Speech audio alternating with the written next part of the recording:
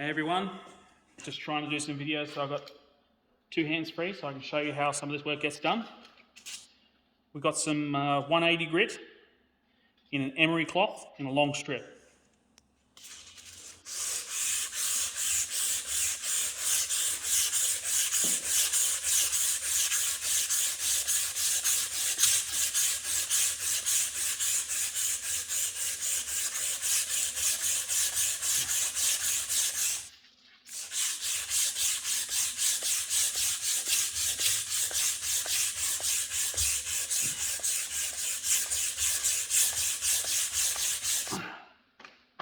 So, you get the idea. Pretty soon, you can end up with a fairly nice glossy finish compared to some of the rusty brown crap.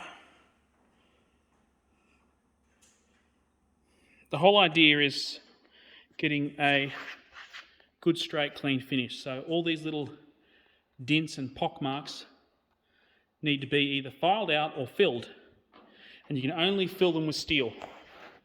There's no product, there's no fancy technique or trick. You have to weld the hole up with a TIG welder or file it out. Not many people want to weld on a barrel. Plenty of reputable companies, including companies in America, do weld on barrels. Plenty of companies solder on barrels, and that does apply heat to barrels. It's the same process, just at lower temperatures, for using bronze and brass and solder and things like that. So I haven't yet polished over the lettering, and I'm not going to do that in 180. I will only touch lettering with 240 or finer, because I don't want to lose the lettering. Sometimes I don't even polish the lettering if there's no damage there. I'll leave it completely as it is. But you can see I've stopped polishing right before the lettering, and I won't touch it. So I will post a video later on showing the finished